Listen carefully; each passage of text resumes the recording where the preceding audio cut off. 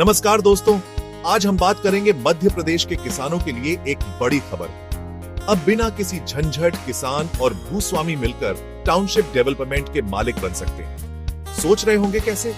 सरकार ने नई लैंड पूलिंग पॉलिसी का पिटारा खोल दिया। अब बिना किसी टेंशन के खेती की जमीन सोने की चिट्ठियां बन जाएंगी। सबसे पहले समझते हैं कि ये लैंड पूलिंग टाउनशिप प्लान है क्या। इस प्लान के तहत किसान अपनी जमीनों को मिलाकर टाउनशिप बनाएंगे। पहले जमीन इकट्ठा करने के लिए वकीलों के चक्कर काटने पेडी डी डालते थे, लेकिन अब सरकार ने ये सब झंझट खत्म कर दिया है।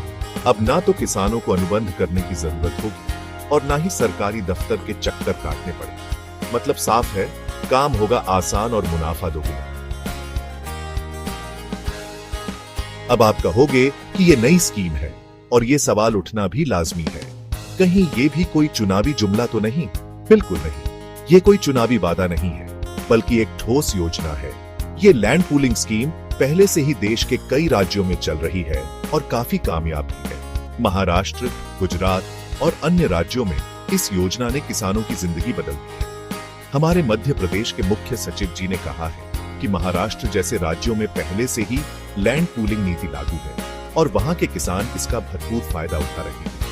वहां के किसानों ने इस योजना से अपनी आय में वृद्धि की और खेती के नए तरीके अपनाए हैं। अब जब महाराष्ट्र और गुजरात में ये स्कीम चल सकती है, तो हमारे मध्य प्रदेश में क्यों नहीं? हमारे राज्य के किसान भी इस योजना से लाभान्वित हो सकते हैं। हमारे किसान भाई भी किसी से कम नहीं, वे भी मेहनती और समर्पित हैं। इस योजना से उन्हें भी नई संभावनाएं मिलेंगी और उनकी मेहनत का सही फल मिलेगा।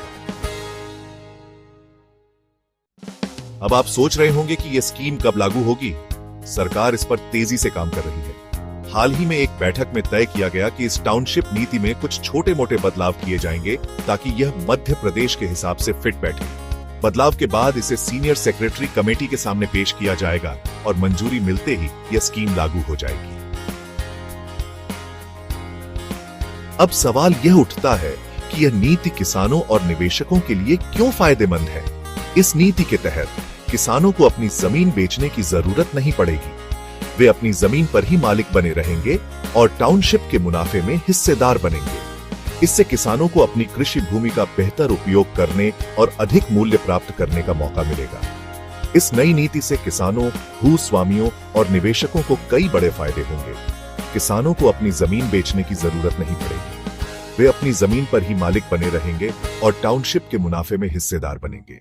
उन्हें रेरा और अन्य अनुमतियों के लिए भटकना नहीं पड़ेगा।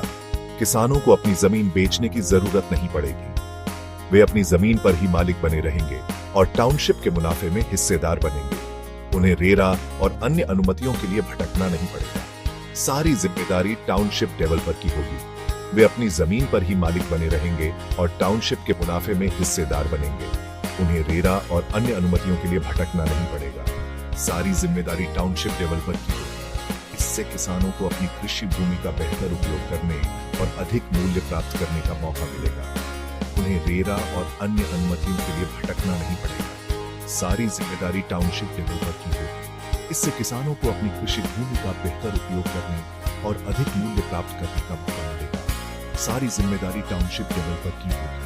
इससे किसानों को अपनी कृषि भूमि का बेहतर उपयोग करने और अधिक मूल्य प्राप्त करने का मौका मिलेगा।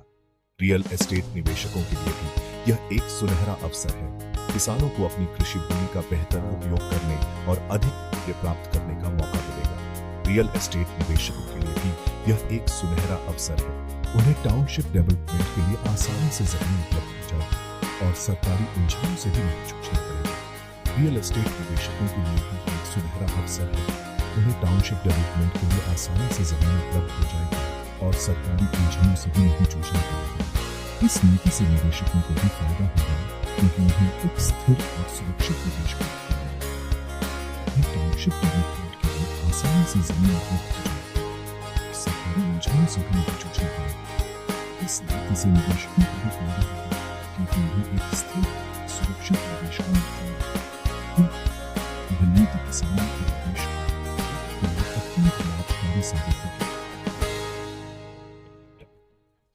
तो दोस्तों, यह नई टाउनशिप नीति मध्य प्रदेश के विकास के लिए एक बड़ा कदम साबित हो सकती है। इस नीति के तहत राज्य में आधुनिक इंफ्रास्ट्रक्चर का विकास होगा, जिससे लोगों की जीवन शैली में सुधार आएगा। इससे न सिर्फ किसानों की आर्थिक स्थिति मजबूत होगी, बल्कि राज्य में रोजगार के नए अवसर भी पैदा होंगे। नई तकनीकों और संसाधनों के उपयोग से कृषि उत्पादन में वृद्धि होगी, जिससे किसानों की आय में भी इजाफा होगा। आपको क्या लगता है, क्या यह योजना किसानों और निवेशकों के लिए फायदेमंद होगी? निवेशकों के लिए भी ये एक सुनहरा अवसर है, क्योंकि वे राज्य के विकास में भागीदार बन सकते हैं और लाभ कमा सकते हैं। अपने विचार हमें कमेंट में जरूर बताएं। आपकी राय हमारे लिए बहुत महत्वपूर्ण है और हम आपके सुझावों का स्वागत करते हैं। अगर वीडियो पसंद आया हो तो लाइक करें, शेयर करें और चैनल को सब्सक्राइब करें। इससे हमें और भी बेहतर सामग्री बनाने में मदद मिलेगी। मिलते हैं अगले वीडियो में। तब तक के लिए जय हिंद, जय भारत। आपके समर्थन के बिना यह संभव नहीं है, इसलिए जुड़े रहें और हमारे साथ इस यात्रा का हिस्सा बने।